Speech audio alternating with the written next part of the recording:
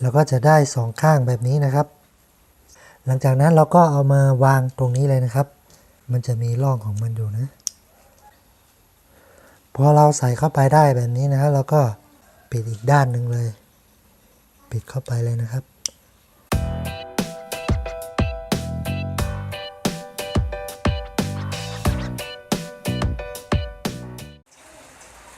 สวัสดีครับพบกับผมช่างพ่อบ้าน DIY นะครับ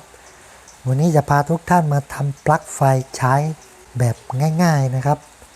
แบบบ้านๆนะครับก็ผมก็ไปซื้อสายไฟมานะครับอันนี้คือสายไฟ VFF นะครับเป็นสายไฟขนาดเล็กนะครับซึ่งสามารถยืดหยุ่นได้นะครับแล้วก็ซื้อปลั๊กตัวผู้กับตัวเมียนะครับแบบนี้นะครับอันนี้ตกตัวละ10 บาทนะครับส่วนอันนี้ตกเม็ดละ15 บาทนะครับอันนี้10 เม็ดก็150นะครับบวกอันนี้อีกก็เป็น170 บาทนะครับทั้งหมดนี้170นะครับที่ผมเลือกใช้ปลั๊กแบบนี้นะครับเพราะว่าผมต้องการที่จะมาใช้ร่วมกับหลอดไฟแบบนี้นะครับเพื่อจะมาเสียบอย่างนี้นะครับก็เลยซื้อปลั๊กแบบนี้มาใช้นะครับ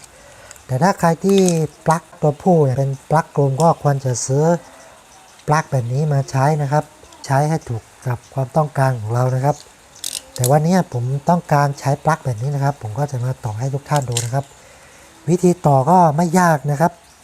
ใครที่ไม่เคยทำก็ดูก็สามารถทำได้นะครับคุณผู้หญิงก็สามารถทำได้นะครับโดยส่วนใหญ่แล้วก็ผู้ชายก็จะทำเป็นกันนะครับครับก็เราก็มาต่อปลั๊กตัวผู้ตัวเมียใส่เข้าไปที่สายไฟเลยนะครับก็วิธีทำนะครับเราก็เริ่มจากเราแกะตัวนี้ออกมาก่อนนะครับแล้วก็ระวังตัวสกรูตัวนี้แล้วก็มันจะมีแหวนด้วยนะครับระวังแหวนมันจะหล่นหายนะครับเนี่ยพอเราแกะตัวนี้ออกมาได้ประมาณนี้นะครับเราก็ปอกสายไฟนะครับปอกสายไฟออกให้ประมาณนี้นะครับอาจจะสั้นกว่านี้นิดนึงก็ได้ประมาณนี้ก็ได้นะครับแต่ว่าผมอยากให้มันยาวนิดนึงจะได้ร้อยได้ดีนะครับเสร็จแล้วเราก็ดึงตัวนี้ออกมานะครับเนี่ยสังเกตว่าตรงนี้มันจะมีรูอยู่นะครับก็จริงๆเราจะพันบนนี้เลยก็ได้นะครับแต่ว่าเพื่อความหนาแน่นนะครับผมจะร้อยตรงรูนี้นะครับเนี่ยมันมีรูอยู่นะผมก็ร้อยรูนี่นะครับร้อยตรงนี้แล้วก็ให้มันพาดขึ้นมาบนนี้นะครับพาดขึ้นมาตรงนี้มันจะได้แน่นขึ้นนะครับอย่างนี้นะนี่นะครับแล้วเราก็ไขควงขันมันเข้าไปนะครับอย่างนี้นะครับมันก็จะได้แน่นขึ้นนะครับแล้วที่เหลืออีกข้างหนึ่งนะครับข้างนี้ก็ทำเหมือนกันนะครับสังเกตดูนะครับตรงนี้ก็พับมาตรงนี้ครับตรงนี้ครับอย่างนี้แล้วก็ขันเลยครับโอเคเสร็จแล้วเราก็เอาไปวางกลับไปที่เดิมแล้วก็ใส่เข้าไปนะครับนี่นะครับใส่เข้าไปอย่างนี้เลยนะครับนี่ประมาณนี้นะครับเสร็จแล้วเราก็เอาฝาตัวเนี้ยปิดฝาอีกด้านหนึ่งเข้าไปเลย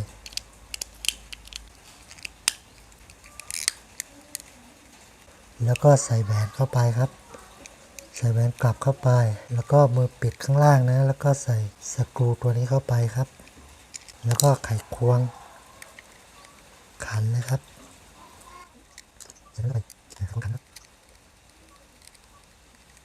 โอเคนี่นะครับเห็นไหมแน่นหนานะครับนี่เราก็จะได้ปลั๊กตัวเมียนะครับดึงดูนะครับ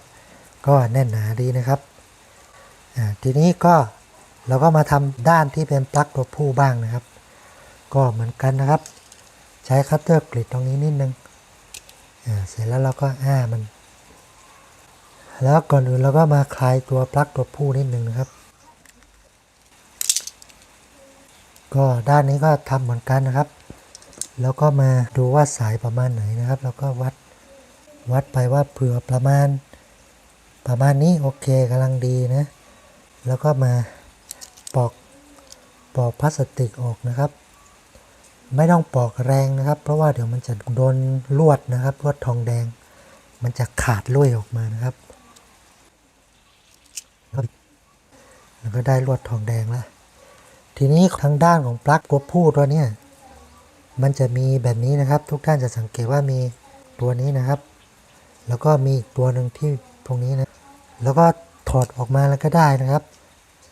จะได้ทำให้มันแม่นยำนะครับก็ใส่อย่างนี้นะครับใส่ไฟนะครับใส่เข้าไปพาดตีกลับมาอย่างนี้นะครับแบบนี้นะครับอย่างนี้นะด้านนี้ก็แบบนี้นะครับเสร็จแล้วเราก็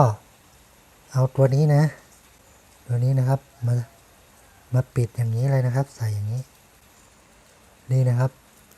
แล้วก็ขันมันนะครับโอเคได้ละนี่ได้ข้างหนึ่งแล้วนะครับนี่นะครับใส่เข้าไปแบบนี้เลยนะครับโอเคได้แล้วเราก็ใส่ข้างหนึ่งนะครับต่อมาเดี๋ยวก็ใส่ที่กระบอกนะครับมาตั้งไปครับเดี๋ยวก็ใส่ที่ตรงนี้ครับเดี๋ยวก็ทำมันโอเคครับนี่แล้วเราก็จะได้สองข้างแบบนี้นะครับปลั๊กตัวผู้นะครับสองข้างแบบนี้หลังจากนั้นเราก็เอามาวางตรงนี้เลยนะครับมันจะมีร่องของมันอยู่นะแล้วก็ใส่เข้าไปเลยนะครับพอเราใส่เข้าไปได้แบบนี้นะครับเราก็ปิดเลยนะครับปิดอีกด้านหนึ่งเลยปิดเข้าไปเลยนะครับอย่างนี้นะครับแล้วก็ใส่สกรูเข้าไปแล้วก็ขันนะครับได้ไหมครับโอเคตอนนี้ก็เสร็จเรียบร้อยนะครับอันนี้ก็ด้านปลั๊กตัวผู้นะครับอันนี้ก็ด้านปลั๊กตัวเมียนะครับ